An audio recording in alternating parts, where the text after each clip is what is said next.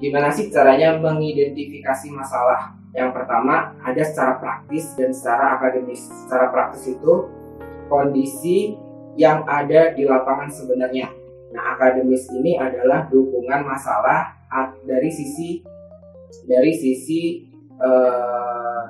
akademik, misalkan dari jurnal terdahulu, dari riset-riset yang ada sebelumnya, dari buku-buku atau teori-teori yang belum cocok, yang nggak bisa dipakai dan sebagainya. Nanti aku jelasin di belakang.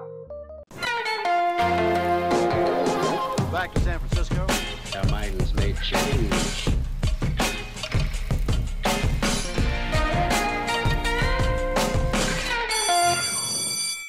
Nah, oke, gue bahas secara praktis dulu. Nah, silakan kalian buka file yang udah gue kirim. Judulnya The Intersection of Marketing and Human Resource Disciplines, Employer Brand Equity as a Mediator in Recruitment Process. Ini gue share di WhatsApp. Oke, udah ya. Nah, di jurnal tersebut itu sebenarnya jurnal yang gue publish di akhir 2019 kemarin. Ya, dari situ gue pengen kasih studi kasus biar kalian bisa tahu gimana sih caranya mengidentifikasi masalah yang baik dan benar.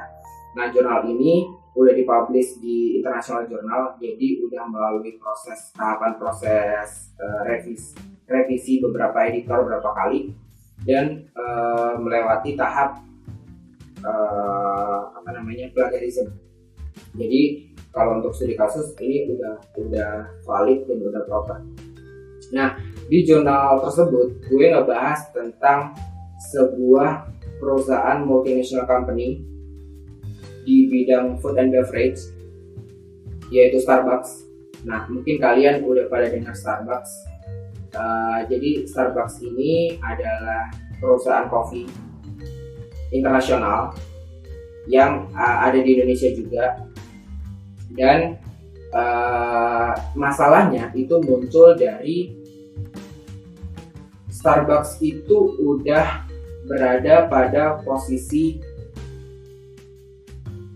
kedewasaan. Jadi kalau kalian pernah belajar kurva S atau kurva business life cycle, itu ada 4 tahap. Yang pertama ada pengenalan, yang kedua ada pertumbuhan, yang ketiga itu di level puncak. Itu biasanya perusahaan yang udah lama berdiri itu di puncak kejayaan. Setelah itu mereka akan mengalami penolakan atau decline, karena mungkin ini bisa disebabkan banyak hal, bisa dari pesaing perusahaan dengan industri yang sama, atau mungkin misalkan jadi sebanyak banyak kasus yang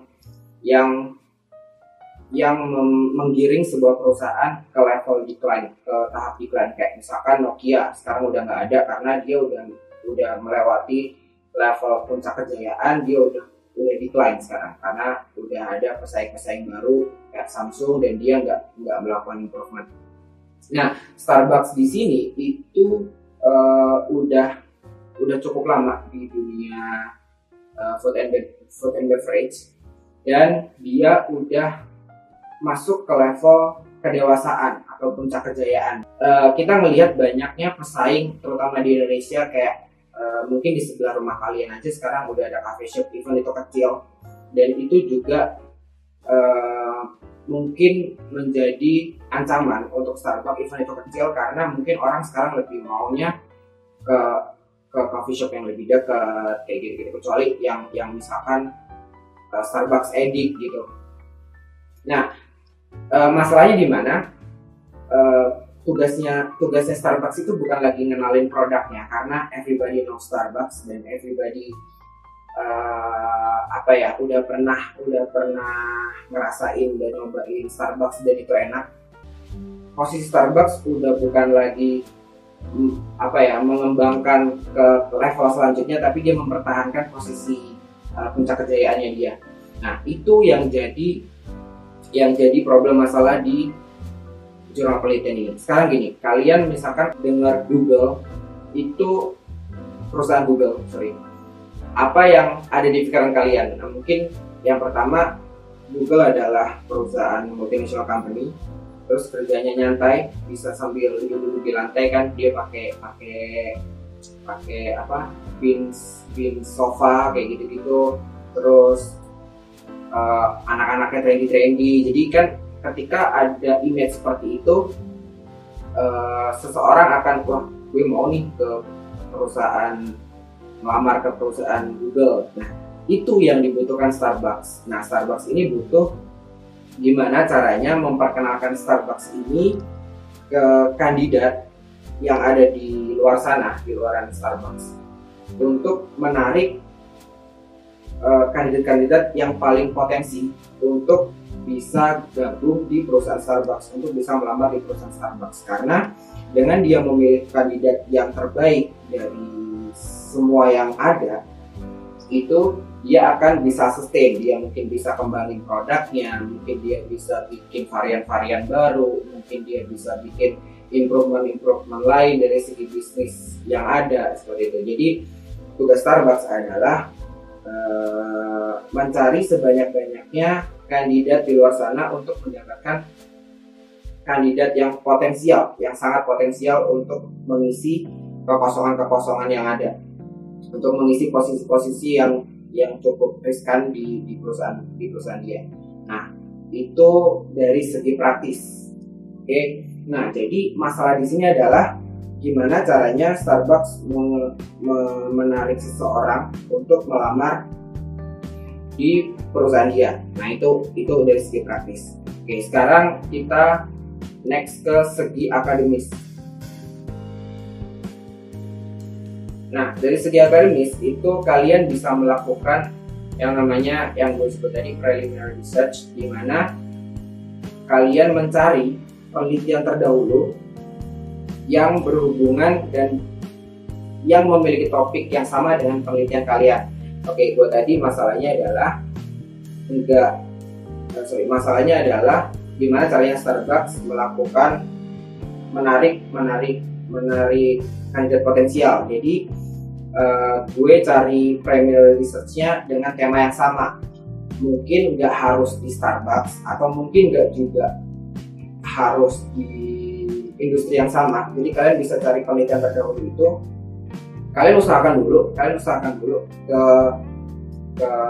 cari case yang sama dengan Starbucks, case yang sama dengan industri dia. Tapi kalau memang nggak ada, kalian bisa cari out of industrinya, asalkan case-nya sama. Yaitu case-nya adalah gimana caranya tadi menarik kandidat potensial.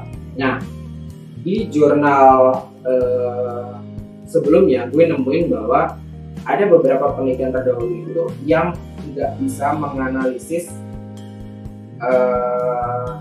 jadi dia bikin konstruk. Nanti gue kasih tahu di bawah. Jadi ada namanya research gap. Nah research gap ini adalah kesenjangan di antara penelitian terdahulu yang kalian temukan. Ini ada beberapa versi. Versi pertama mungkin research gap ini adalah penelitian terdahulu yang kalian temukan itu nggak mampu menjawab masalah-masalah yang ada, karena setiap case atau mungkin setiap tahun itu case-case-nya berbeda-beda. Jadi nggak selalu sama, itu aja nggak. Jadi dia terus berkembang masalahnya. Nah, ketika masalah yang diaplikasi di penelitian terdahulu itu belum tentu menjawab masalah penelitian sekarang. Nah,